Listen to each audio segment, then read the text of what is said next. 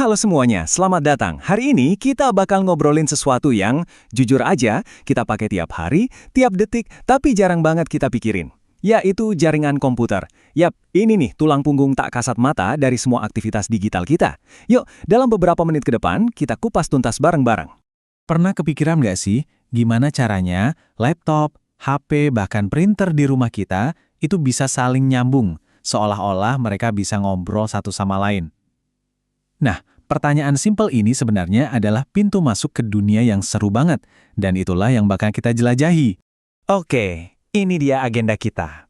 Pertama, kita mulai dari yang paling dasar. Apa sih jaringan komputer itu? Terus, kita lihat jenis-jenisnya berdasarkan ukuran, dari yang sekecil kamar sampai sebesar dunia. Habis itu, kita bedah cara kerjanya, dan terakhir, kita kenalan sama dua model utama yang jadi otaknya. Udah siap? Yuk, kita mulai. Oke, bagian 1. Sebelum kita lari, kita jalan dulu ya. Kita bakal jawab pertanyaan paling fundamental. Apa sih sebenarnya jaringan komputer itu? Dan kenapa kita harus peduli? Jadi definisinya gimana? Kalau menurut buku Computer Network and Open Source Approach, jaringan komputer itu pada dasarnya adalah sebuah platform tempat kita bisa saling berbagi. Berbagi apa? Macam-macam, mulai dari data, file, sampai printer atau scanner. Anggap aja ini fondasi yang bikin semua perangkat kita bisa kerja bareng. Oke, terus emangnya sepenting apa sih jaringan ini buat kita sehari-hari? Gini deh, coba bayangin ya, kalian lagi ngerjain tugas di laptop, tiba-tiba harus pindah ke komputer lain. Gampang, tinggal lanjutin aja. Atau, amit-amit komputer rusak, data kalian tetap aman karena ada backupnya di jaringan. Yang paling simpel, satu printer di rumah bisa dipakai rame-rame sama sekeluarga. Nah, itulah gunanya jaringan, bikin hidup kita jauh lebih simpel dan efisien. Oke, sekarang kita lanjut. Ternyata, jaringan itu bisa dikelompokkan berdasarkan ukurannya loh. Ada yang skalanya kecil banget, cuma satu ruangan. Ada juga yang skalanya global. Mirip kayak kota deh, ada desa, ada kota besar, ada juga megapolitan. Yuk kita mulai dari yang paling kecil. Kita mulai dari yang paling akrab di telinga kita. LAN, atau Local Area Network. Ini jaringan yang ada di sekitar kita ya. Bayangin aja kayak lagi ngobrol di satu ruangan. Semua orang di ruangan itu bisa saling dengar dan ngobrol langsung. Nah, LAN itu ya jaringan di rumah, sekolah, atau kantor kita. Jangkauannya emang terbatas, biasanya sih di bawah 10 km. Tapi jangan remehin kecepatannya ya, LAN itu super kencang, bisa sampai ratusan bahkan ribuan megabit per detik. Makanya mindahin file antar komputer di rumah bisa cepet banget.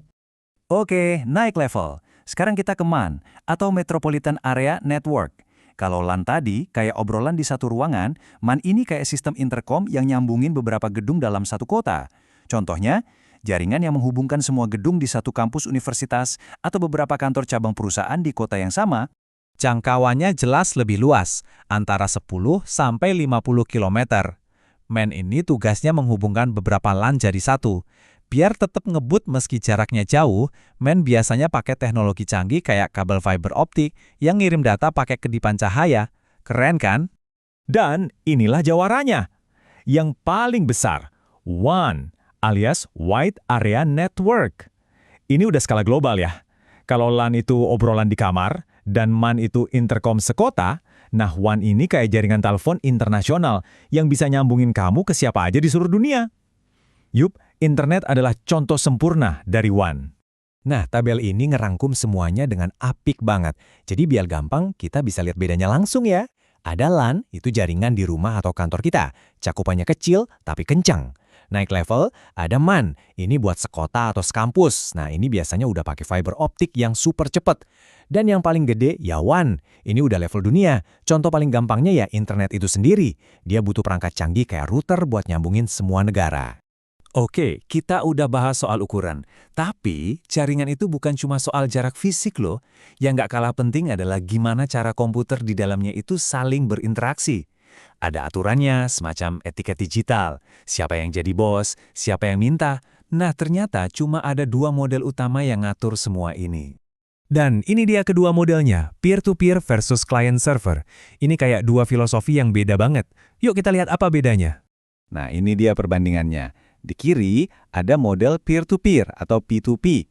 Di sini nggak ada bos. Semua komputer posisinya setara, sederajat. Setiap komputer bisa jadi pemberi layanan sekaligus penerima layanan. Sebaliknya, di kanan ada model client-server. Di sini ada hierarki yang jelas. Ada satu atau beberapa komputer yang jadi server atau pusatnya, dan komputer lain jadi klien yang minta data atau layanan dari si server.